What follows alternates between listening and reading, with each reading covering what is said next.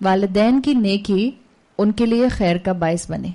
آپ چاہتے ہیں آپ کی اولاد نیک ہو تو کیا کرنا پڑے گا؟ خود نیک بننا پڑے گا. Set your example, be a role model for them. آپ عبادات میں بڑھ جائیے. آپ چاہتے ہیں آپ کے بچے تمیز سیکھیں, آپ تمیز میں بڑھ جائیے. آپ چاہتے ہیں آپ کا بچہ ریبیلیس نہ ہو, آپ دیکھیں آپ کہاں کن رشتوں میں اور کتنا اللہ اور اللہ کے رسول کے ساتھ ریبیلیس ہیں. آپ چاہتے ہیں آپ کے بچے بیک آنسر نہ کریں, آپ اپنے رشتوں میں دیکھیے آپ کتنا بیک آنسر کرتے ہیں. کبھی کبھی ہم بچوں کو تمیز سکھا رہے ہوتے ہیں کہ بڑوں سے بات نہیں کرتے اس طرح سے, اور خود ان کے سامنے اپنی ساس سے یا اپنی ماں سے ایسے بات کر رہے ہوتے ہیں کہ جیسے ہمیں لگتا ہے کہ وہ اندھے گونگے اور بہرے ہیں. ان کو نظر نہیں آتا آپ کیسے بات کرتے ہیں, ان کو نظر نہیں آتا آپ نوکروں کو کیسے ٹریٹ کرتے ہیں, ان کو نظر نہیں آتا آپ کی زبان کیسے غیبت کرتی ہے, ان کو نظر نہیں آتا آپ کا زیادہ تر وقت کہاں گزرتا ہے. تو آپ کیوں ان سے توقع رکھتی ہیں کہ وہ ولی اللہ بن جائیں گے؟ اگر ہم چاہتے ہیں کہ ہمارے بچے دین سے جڑیں, ہمیں ان سے زیادہ دین سے جڑنا ہوگا. یہ جنرل اصول ہے. اگر ماں باپ نیکی کے سمجھ لیں 10ویں قدم پر ہوں گے, 10th سٹیپ پر ہوں گے, اولاد اس سے پیچھے ہوگی. This is a general rule and every rule has an exception. Exceptions ہوتے ہیں لیکن جنرل رول یہ ہے کہ اگر آپ 10th سٹیپ آف نیکی پر کھڑی ہیں, اولاد یا تو 2nd پر ہوگی یا 3rd پر ہوگی یا 5th پر ہوگی یا 6th پر یا 7th پر, آپ سے پیچھے ہوگی.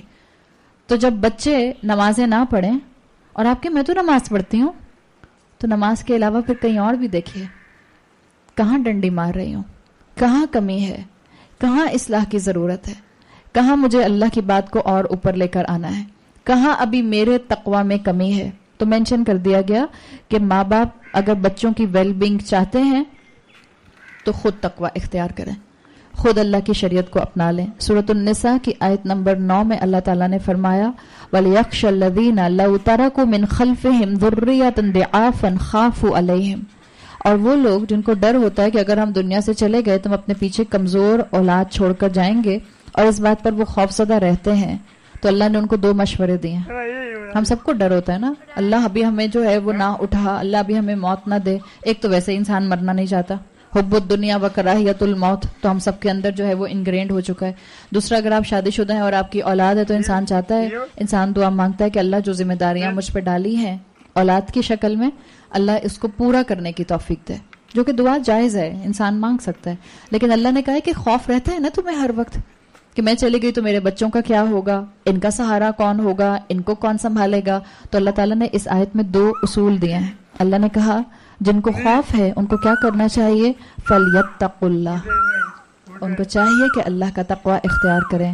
وَلْيَقُولُوا قَوْلًا سَدِيدًا, اور ان کو چاہیے کہ they should monitor their speech, سیدھی بات کریں, با اخلاق ہوں, درست معاملات کرنے والے ہوں. اور یہی چیز ہمیں یہاں سکھائی جا رہی ہے کہ یہ بچے بظاہر دنیا کی نظر میں بے سہارا ہو گئے تھے, لیکن اللہ ان کا رازق تھا, اللہ ان کا پروٹیکٹر تھا. اللہ نے باپ کو اٹھا لیا, اولاد کو نگلیکٹ نہیں کیا, اولاد کو بے سہارا نہیں چھوڑا.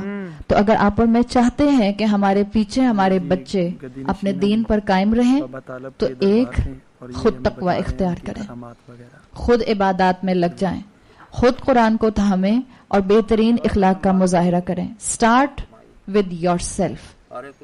اولاد کو ٹھیک کرنے کے لیے ہم کہتے ہیں اولاد کو کلاسز میں بھیج دیں گے, اولاد کو جو ہے وہ ویکینڈ سکولز میں بھیج دیں گے, اور خود میں تو ویکینڈ پہ جو ہے کلب جاتی ہوں, میں تو ویکینڈ پہ جو ہوں وہ اپنے فرینڈ سرکل میں پارٹی میں جاتی ہوں, بس ٹائم نہیں ہوتا کلاس کا.